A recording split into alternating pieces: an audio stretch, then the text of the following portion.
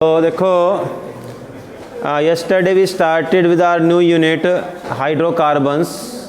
तो वहाँ हमने देखो डिस्कस कर लिया था कि आपके पास जो अल्केन्स हैं उनका जो सोल्यूबिलिटी है किस पे डिपेंड करेगी, कार्बन चेन के ऊपर। As the carbon chain increases the solubility decreases because the non polar part decreases.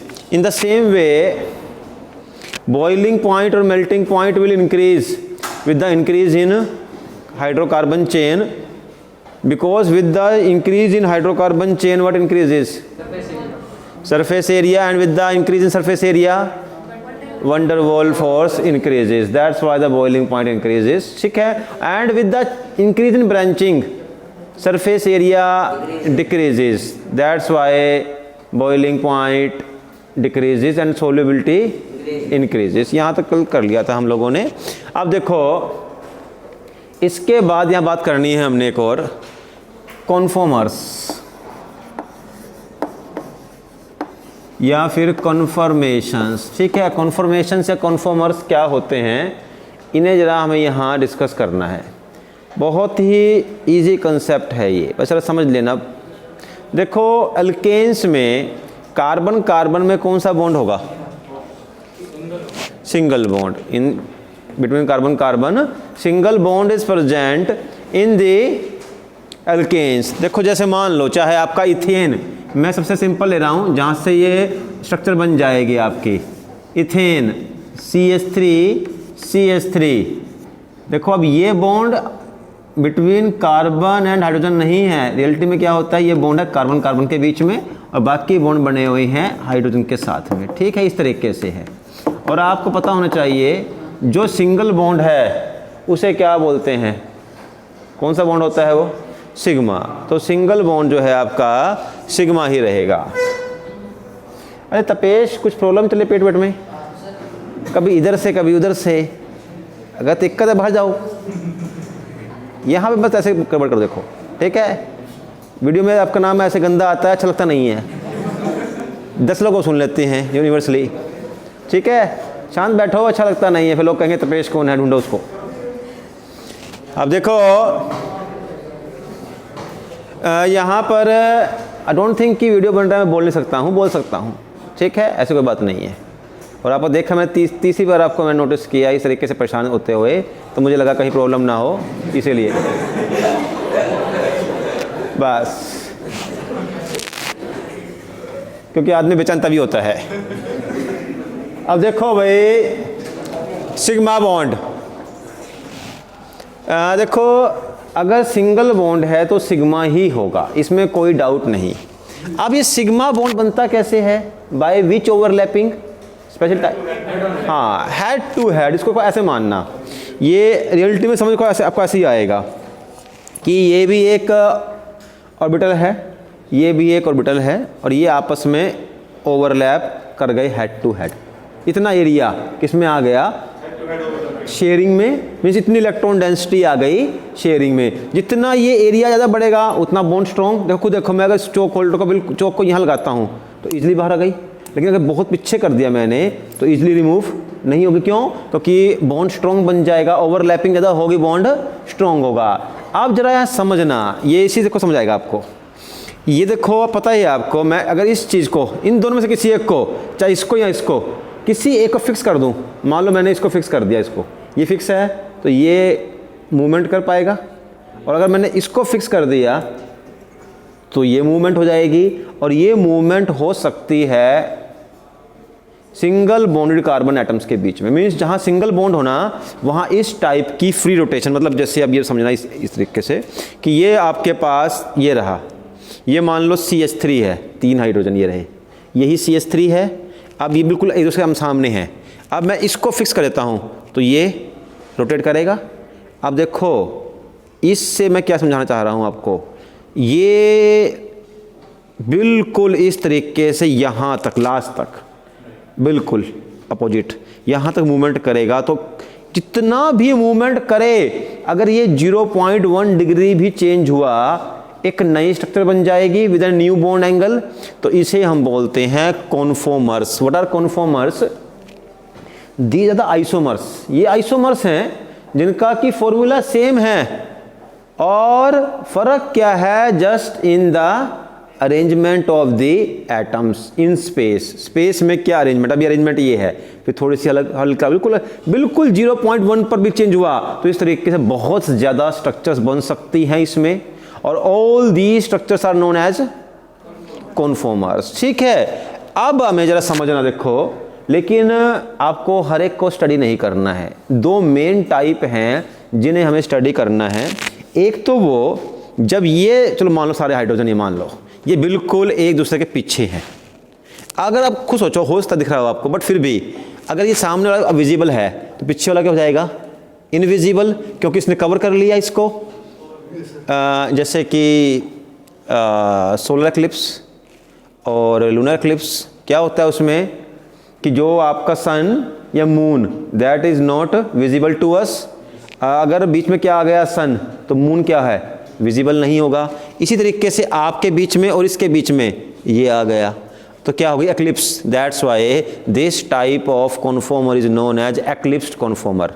It is known as eclipse conformer. और दूसरा करना बिल्कुल इसका रिवर्स, बिल्कुल इसे क्या बोलते हैं, एक्लिप्स, सॉरी स्टैगर्ड।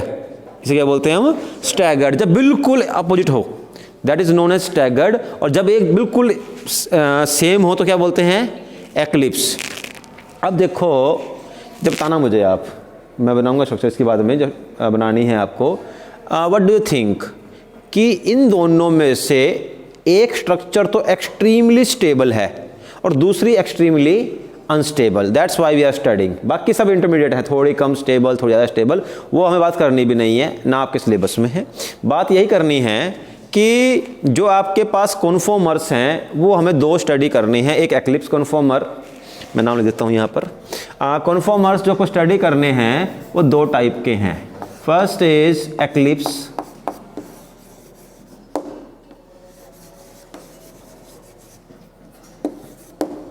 ठीक है, और दूसरा है आपके पास स्टैगर्ड।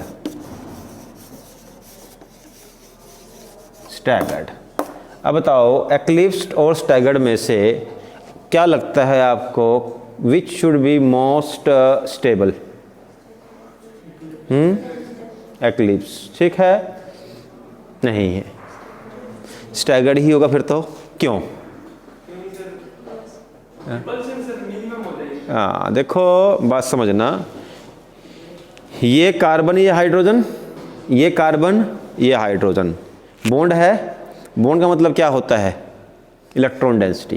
कोई ऐसी लाइन नहीं होती एटम के अंदर या मॉलिक्यूल के अंदर बॉन्ड वाले, ये इलेक्ट्रॉन डेंसिटी है, means electron density, electron density having same charge negative, they will repel and repulsion decreases the stability. अब देखो, एक तो ये इस तरीके से है, एक ऐसे है, यहाँ पर कहाँ है, मैक्सिमम डिस्टेंस पर आ गए तो डिस्टेंस बढ़ जाएगा तो रिपल्शन मिनिमम होगी, मोस्ट स्टेबल। यहाँ सबसे नज़दीक आ गए, लीस्ट स्टेबिलिटी। दैट्स वाई जो आपका एक्लिप्स कॉन्फॉर्मर है ना, it is least stable and staggered conformation is most stable conformer, ठीक है, क्योंकि इसमें क्या होगा, maximum repulsion and minimum repulsion. I think बात क्लियर है यहाँ पर, ठीक। अब ना जो आपका देखो सिलेबस के अकॉर्डिंग बताऊंगा मैं आपको कि हमें दो तरीके से ये स्ट्रक्चर्स को शो करना है। दो साइंटिस्ट ने अलग अलग तरीके बताए जिससे कि आप ना एल्केन्स की स्टैगर्ड एंड एक्लिप्स जो फॉर्मेशन है शो कर सकते हो। एक है न्यूमैन, उसे बोलते हैं न्यूमैन प्रोजेक्शन, एक है सोहॉर्स प्रोजेक्शन। तो दोनों साइंटिस्ट के नाम पर वो नाम दिए हुए हैं। अब पहले बनाता हूँ मैं आपको सोहॉर्स। कैसे बनेगी सोहॉर्स? देखो CH3 को लेना है आपने, इसमें आपको लेना है ऑब्लिक व्यू। कैसे ऑब्लिक व्यू? जिसे मान लो आपके पास अब ये बुक ही है, इसको हमने ऐसे कर देना थोड़ा सा टिल्टेड, या फिर ऐसे कर दो ऑब्लिक व्यू में इस तरीके से। तो देखो एक कार्बन आपने यहाँ लगाया, अब एक दूसरा इसके बिल्कुल ऑब्लिक तिरछा दूसरा कार्बन यहाँ लगा दिया, ठीक। अब ये हाइड्रोजन वाला मीन्स CH यहाँ लगाया, तो ये CH भी बिल्कुल ऐसा ही लगा दो। अब इसके पास दूसरा H ऐसे लगाया तो इसका H भी बिल्कुल ऐसे लगा दो। इसका H आपने यहाँ लगाया तो इसका H भी बिल्कुल यहाँ लगा दो। अब मैं इसको अगर ऐसे देखूँ तो क्या होगा, इसके वजह से ये विजिबल तो नहीं होगा ना, यहाँ से ये विजिबल नहीं, यहाँ से ये विजिबल नहीं, तो कौन सी कन्फर्मेशन है ये? Eclipse. It is eclipsed conformation. And जब आप इसको इस तरीके से शो करते हो ऑब्लिक व्यू में, इसे बोलते हैं सो हॉर्स प्रोजेक्शन और डायग्राम। तो सो हॉर्स ने कहा था कि ऐसे बन सकता है एक्लिप्स। अगर बनाना हो इसी को ही आपको स्टैगर्ड, तो देखो दोबारा से इसको आप ले लो ऑब्लिक व्यू में। अब अगर आपने ये यहाँ बनाया तो इसको यहाँ करोगे। अब अगर ये यहाँ आया तो ये यहाँ आएगा, अगर ये यहाँ आ रहा है तो ये यहाँ आएगा। दिखने में लग सकता है आपको ये नज़दीक है क्योंकि 2D स्ट्रक्चर है, 3D में क्या होगा, ये मैक्सिमम दूर होंगे। और कैसी हो गई ये? स्टैगर्ड। ये क्या हो गई? स्टैगर्ड। तो इसमें मिनिमम रिपोजिशन, इसमें मैक्सिमम। ठीक है। अब ऐसे ही एक तरीका और है इन्हें शो करने का, दैट इज न्यूमैन प्रोजेक्शन। ये थी सो हॉर्स प्रोजेक्शन दी हुई आपको, देखो भाई वहाँ पर नोट्स में भी। अब हमें करनी है न्यूमैन प्रोजेक्शन। कैसे करेंगे? देखो आपने डॉट लगाना है, ये भी एक आपने कार्बन ही लिया है जो कि दूर है। एक सर्कल लगा देना है उस कार्बन के लिए जो आपके सामने है। जैसे मान लो चीज़ दूर होती है स्मॉल, सामने है तो बड़ी, उस तरीके से मानना है। ये वाला एटम आपके नज़दीक है। अब सुनो, ये CH3 हो गया, ठीक, ये कार्बन था, ये CH3 हो गया। अब ये भी कार्बन एटम ही दिखाया गया है। अब इसको आपने ऐसे करना है, इससे एटम तो यहाँ पे है बस इतना, ये बिल्कुल इसका रिवर्स यहाँ, बिल्कुल इसका रिवर्स यहाँ। कौन सी बन गई भाई ये कॉन्फर्मेशन? स्टैगर्ड। बिल्कुल देखो ये वाला इधर था ना, तो इसका एटम यहाँ पर ले लिया, ये वाला एटम इधर था तो इसको मैंने यहाँ लिया, ये एटम यहाँ था इसको मैंने यहाँ ले लिया। ये आपकी न्यूमैन प्रोजेक्शन हो गई, किसकी? स्टैगर्ड कन्फर्मेशन की। ऐसे ही अगर इसी की बनानी हो एक्लिप्स, दोबारा से एक कार्बन एटम ये आ गया, दूसरा कार्बन एटम ये आ गया। अब आपने इसके साथ तो चलो ये लगा दिया CH3, ठीक। अब एक्लिप्स में देखो ऐसा नहीं कि बिल्कुल पीछे बनाओगे, दिखेगा नहीं। तो करना क्या, बिल्कुल हल्का सा डिस्टेंस लेना है एक 3D को शो करने के लिए। तो मान लो इसको मैंने दिखाया, अब इसके वाले को ये थोड़ा सा इधर, तो मैं इधर ले आया, तो ये भी थोड़ा सा इधर और ये भी थोड़ा सा ये, बस ये शो यही कर रहा है कि इसका H बिल्कुल पीछे है, इसके बिल्कुल ही पीछे है। तो यानी कौन से हो गई यहाँ पर ये एक्लिप्स कन्फर्मेशन। तो ये दो तरीके हैं, न्यूमैन प्रोजेक्शन और सो हॉर्स। जो ये दिखाई है आपने डॉट वाली, ये कौन सी है? न्यूमैन, ठीक है। तो बस यहाँ पर आपकी जो एल्केन्स की सिंपल प्रॉपर्टीज़ हैं वो ख़त्म हो जाती हैं। देखो इसमें मैं वो नहीं करवाऊँगा, दे रखा है वैसे नोट्स में मैंने। बाकी आइसोमर्स, चेन, ब्रांच वो कर चुके हैं, उनकी ज़रूरत नहीं है। पोजीशन आइसोमर कर चुके हैं, वो नहीं करेंगे। सिंपल जो मेन था आपका आइसोमर जो पहले नहीं हुआ था वो मैंने यहाँ पर करवा दिया, ठीक है। अब इसके बाद मैं बात करूँगा अल्कीन की। तो देखो अल्कीन में ट्रिपल बॉन्ड आएगा, ठीक है, हाँ डबल बॉन्ड आएगा। चलो अच्छी बात है, भूल गया था मैं। तो भाई देखो अल्कीन में डबल बॉन्ड आता है, इसमें एक सिग्मा बॉन्ड होगा और एक pi. What is the hybridisation of carbon in alkenes? हाँ sp2 रहेगी एंड एस करेक्टर हाँ 33%, 33.3% बोल दो चाहे तो आप, तो वो रहेगा। अब देखो एक तो अल्कीन, क्योंकि देखो इसमें सैचुरेशन नहीं है, इसमें क्या है? अनसैचुरेशन, क्योंकि एक डबल बॉन्ड प्रेजेंट है। जैसे ये रहा अल्कीन, ये इथीन है, और मैं ये करवाऊंगा रिएक्शन आपको भी, बस बता रहा हूँ समझाने के लिए कि कैसे एडिशन शो कर सकता है। देखो अल्केन में पॉसिबल थी एडिशन, नहीं थी, because alkane is saturated. Alkene is unsaturated because of the presence of one pi bond. ये सिग्मा है और ये पाई है। पाई बॉन्ड जो है एक स्ट्रॉन्ग बॉन्ड होता है, ठीक है। पाई एक वीक बॉन्ड है, ठीक है। Pi is a weak bond. उठ जाओ, ठीक है, उठ जाओ मतलब कि बैठे रहो पर उठ जाओ, मतलब सोए मत रहो। तो देखो, it's a weak bond, it's a strong bond. ये बॉन्ड बहुत आराम से टूट सकता है। तो जब अगर आप इसमें H2 को ऐड कर दो, 10th क्लास की जो रिएक्शन करवा रहा हूँ मैं, तो किसकी प्रेजेंस में? निकल, प्लेटिनम या पैलेडियम। एक H यहाँ ऐड हो जाएगा, एक H यहाँ ऐड हो जाएगा, और जो आपका सिग्मा बॉन्ड था, सॉरी, जो आपका पाई बॉन्ड था वो टूट जाएगा। देखो, एक बॉन्ड टूटा है तभी एक H आया, क्योंकि वो बॉन्ड था इसके लिए भी इसके लिए भी। तो एक H यहाँ ऐड, एक H वहाँ पर ऐड हो गया है? बेटा यही होते हैं, जब आप गलत टाइप से कटिंग करवा लेते हो तो दिमाग पर कहीं कहीं से अनइक्वल टाइप की एयर लगती है। उस इसलिए मना करते हैं। मैं कोई मना नहीं है, बहुत ही स्मार्ट सुंदर लग रहे हो आप, ऐसी बात नहीं है मैं कह रहा हूँ, लेकिन सुंदरता की हदें पार कर दी हैं आपने। बट बात ये है कि उससे दिक्कत आती है कि थोड़ी हवा यहाँ फालतू लग गई, यहाँ कम लगी, वो बैलेंस सही रहता नहीं है, ठीक है। हाँ, अब दीपेश था हमारा, पता ही है क्या हालत इसके हो गए थे, गली में मुंह दिखाने के लायक नहीं रहा था ये, बड़ी मुश्किल से ठीक ठाक हुआ है। अब लगता है कि चलो, तभी भी पूरा ठीक नहीं हुआ है, 25% बचा हुआ है अभी भी, ठीक है। हमें भी इंट्रोड्यूस करवाना पड़ जाए। ये रो हमारा दीपेश, द बेस्ट एथलीट। शर्म आती थी कई बार, तो इसलिए करवाया नहीं कभी, बहुत से लोग आए यहाँ, नहीं करवाया।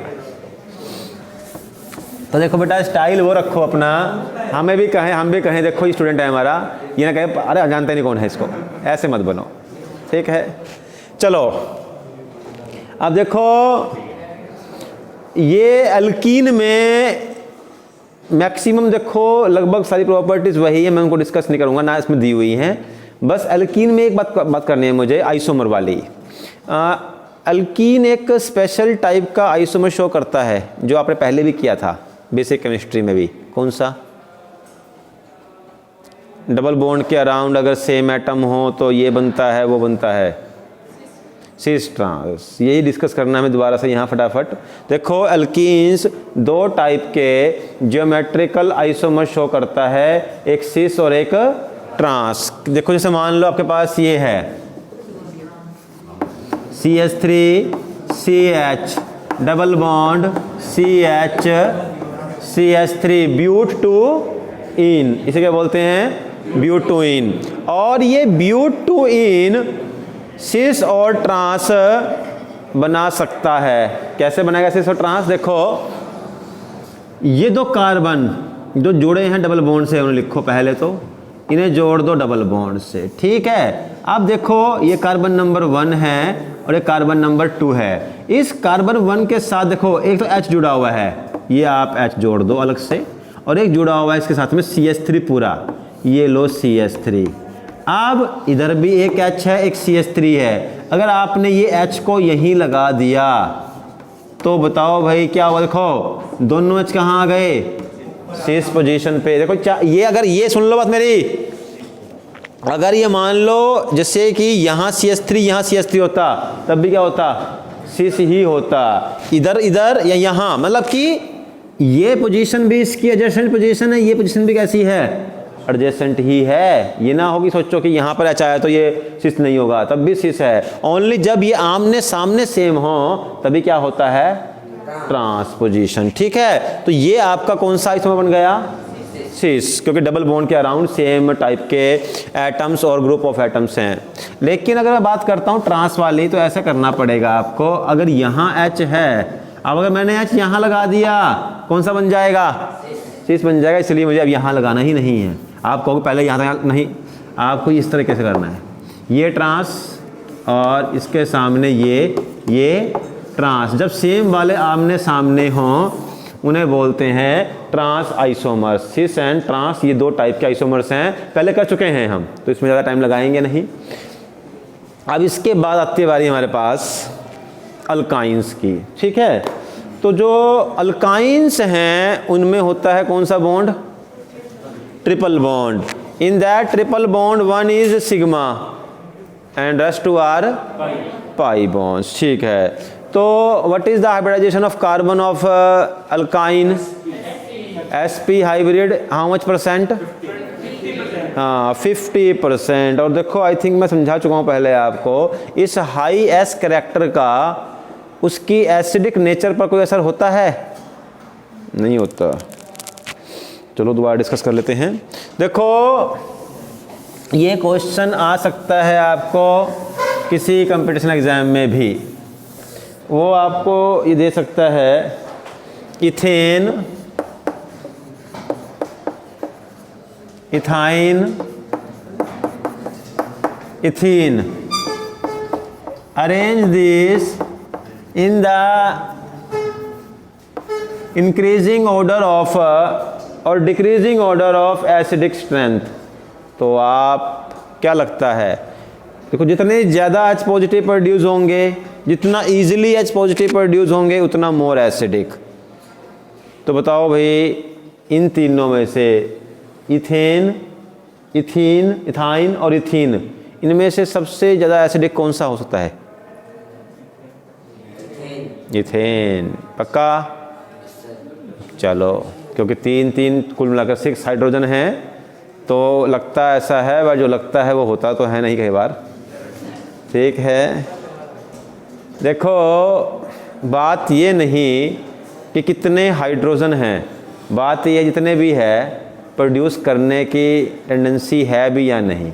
एक आदमी है, बहुत बड़ी प्रॉपर्टी है, पर डोनेशन के नाम पर 1 रुपया देते हुए भी हार्ट अटैक आ सकता है। तो क्या करना है उसका, एक आदमी के पास कुछ रुपए ही हैं, उसने हाफ डोनेट कर दिए, तो who is a bigger donator, वो जिसने ज़्यादा की है। मैक्सिमम होने से मैक्सिमम आप लूज़ कर दो, ये तो कोई ज़रूरी नहीं है। अब देखो ज़रा समझना, ये इसको हम करेंगे on the basis of hybridization. ये sp3 है, ये क्या है sp, और ये क्या है sp2। देखो बताता हूँ मैं आपको एसिडिक कैरेक्टर पता कैसे लगाना है। सी मान लो कोई भी आपके पास एलिमेंट है, ठीक है। अब देखो फर्स्ट ऑफ ऑल इसको छोड़ो, भी पता लगाना है कि एसिडिक कैरेक्टर किस तरीके से आप पता लगा सकते हो। देखो यहाँ कोई इलेक्ट्रॉन डोनेटिंग या विड्रॉइंग ग्रुप नहीं लगा हुआ है, ठीक है। अब मेरी बात समझना, देखो जैसे ये कार्बन है और ये हाइड्रोजन है, ठीक है। अब जरा देखो मेरी बात समझना, यहाँ पे मैं इसको पहले और वैसे ले रहा हूँ। इधर बॉन्ड है नाइट्रोजन और हाइड्रोजन के बीच में, इधर बॉन्ड है फ्लोरीन और हाइड्रोजन के बीच में, क्योंकि ये समझाना जरूरी है, इससे आपको समझ आएगा। तो ये बताओ पहले CH, NH, FH, इनमें से सबसे इजीली कौन सा बॉन्ड टूट सकता है? कार्बन हाइड्रोजन का नहीं टूटेगा। देखो मेरी बात सुनो, एसिडिक क्या, व्हाट आर एसिड्स, ये 10th में पढ़ चुके हो। एसिड्स आर दो substances which produce H positive in the presence of water. जब तक वाटर में डिजोल्व नहीं करोगे वो H पॉजिटिव प्रोड्यूस नहीं करेंगे। और वाटर में जो चीज़ सोल्यूबल होती है वो क्या होती है, पोलर या नॉन पोलर? पोलर। पोलर का मतलब क्या होता है? देखो भाई, नॉन पोलर में क्या होगा, इलेक्ट्रॉन्स बिल्कुल सेंटर में रहेंगे। जैसे देखो कार्बन और हाइड्रोजन की जो इलेक्ट्रोनेगेटिविटी क्या है, ऑलमोस्ट सेम है, तो बॉन्ड ये इलेक्ट्रॉन यही रह गया। नाइट्रोजन की इलेक्ट्रॉन नेगेटिविटी हाइड्रोजन से हाई है, ये इलेक्ट्रॉन्स को अपनी तरफ खींच लेगा।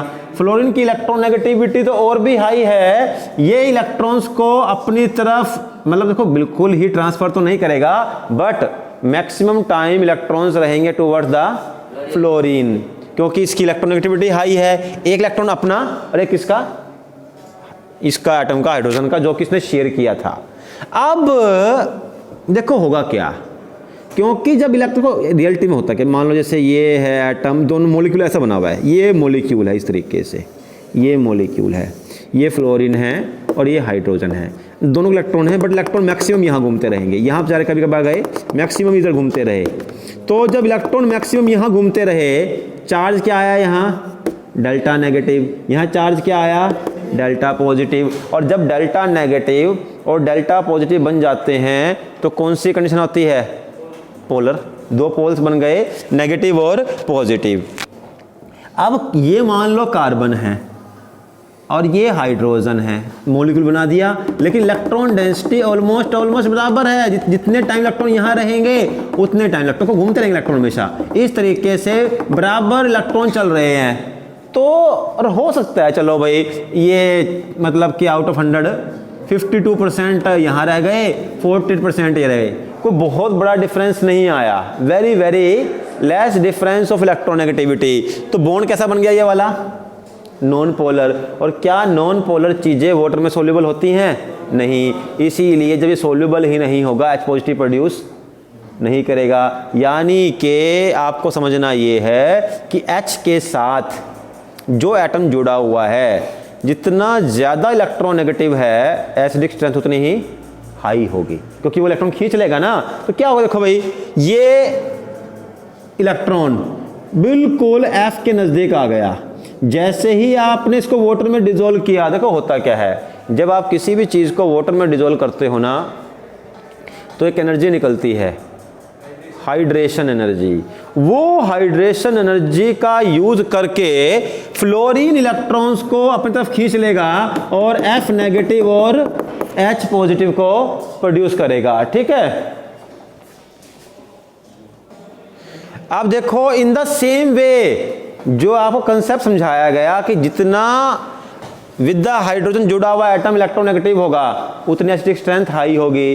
अब देखो इसके पास कितने परसेंट है एस करेक्टर, 25% एस करेक्टर, यहाँ पर 50% एस करेक्टर, यहाँ पर 33% एस करेक्टर। अब देखो एस करेक्टर का मतलब क्या होता है, एस जो है वो न्यूक्लियस के सबसे नज़दीक होता है हमेशा, भाई 1s, फिर उसके बाद 2s, फिर 2p आया, फिर 3s, 3p, 3d, एस हमेशा सबसे नज़दीक रहेगा न्यूक्लियस के। अब वो जब न्यूक्लियस के नज़दीक रहेगा ना तो उसमें से इलेक्ट्रॉन निकालना मुश्किल है, इट मीन्स उसकी इलेक्ट्रोनेगेटिविटी क्या है, हाई है। तो देखो जैसे जैसे एस करेक्टर बढ़ेगा उस कार्बन की इलेक्ट्रोनेगेटिविटी बढ़ जाएगी। तो सबसे ज़्यादा electronegative carbon out of alkene, alkyne कौन सा होगा, अल्काइन वाला। अब क्योंकि इसका कार्बन एटम मोस्ट इलेक्ट्रोनेगेटिव है, यहाँ बेशक H एक ही है बट कम से कम वो प्रोड्यूस तो कर ही देगा, ठीक है। तो जरा समझना, देखो भाई यहाँ पर आप अगर आपको क्वेश्चन आता है और आंसर लिखना पड़े तो आप यही कहोगे कि alkyne is most acidic out of the hydrocarbons due to more s character, due to highest s character alkynes are most acidic. उससे कम कौन होगा, अल्केन, एल्कीन, और सबसे कम अल्काइन। मीन जितने हाइड्रोजन फालतू हैं उतना कम एसिडिक, उल्टा ट्रेंड है यहाँ पर, ठीक है। तो चलो अब यहाँ पर आपने अल्केन, एल्कीन और अल्काइन इन तीनों की बेसिक प्रॉपर्टीज कर ली। कल हम इनकी अब मेन जिसे बोलते हैं ऑर्गेनिक केमिस्ट्री कल स्टार्ट हो जाएगी, जहाँ मैं रिएक्शन स्टार्ट कर दूंगा। तो कल हम अल्केन्स की प्रिपरेशन वाली रिएक्शन स्टार्ट करेंगे। और पहले बताया मैंने आपको ये चैप्टर 100% +2 में रिपीट होने वाला है। सभी कंसेप्ट और जो मैं कल करवाऊंगा स्टार्ट रिएक्शंस वो भी +2 में ही आएंगी, ठीक है। तो चलो कल बाकी करते हैं।